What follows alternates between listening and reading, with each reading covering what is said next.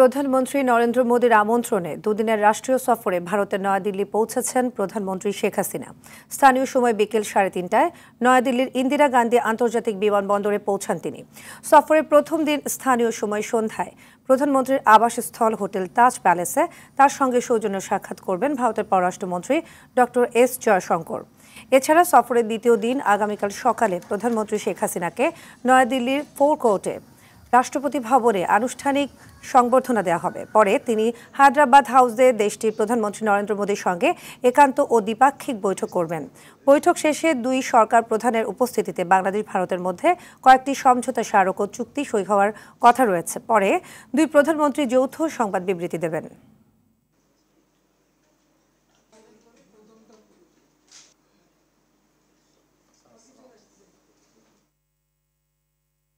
দর্শক, প্রধানমন্ত্রী ভারত সফর নিয়ে ভারতের দিল্লি থেকে সবশেষ জানাচ্ছেন সহকর্মী পরমাশিস ঘোষ রায়।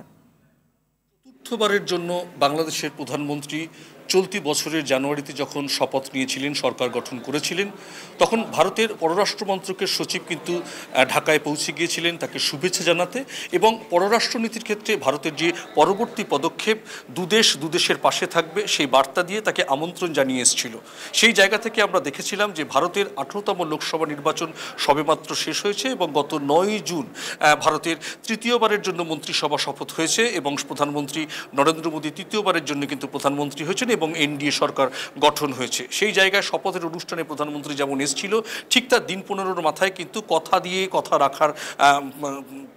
রাখলো ভারতের পররাষ্ট্র মন্ত্রক অর্থাৎ ভারত সরকার। সে কারণেই কিন্তু দ্বিপাক্ষিক বৈঠকে মিলিত হওয়ার জন্য আজকে বিকেলেই কিন্তু নয়াদিল্লিতে এসে পৌঁছেছেন বাংলাদেশের প্রধানমন্ত্রী, এবং আজকেই তাজ হোটেলে ইতিমধ্যেই শুরু হয়ে গেছে ভারতের পররাষ্ট্রমন্ত্রী এস জয়শঙ্করের সঙ্গে বাংলাদেশের প্রধানমন্ত্রীর রুদ্ধদ্বার বৈঠক।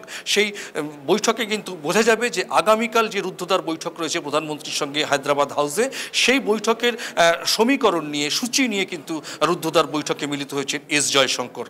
নয়াদিল্লির তাজ হোটেল থেকে পরমাশিস ঘোষ রায়।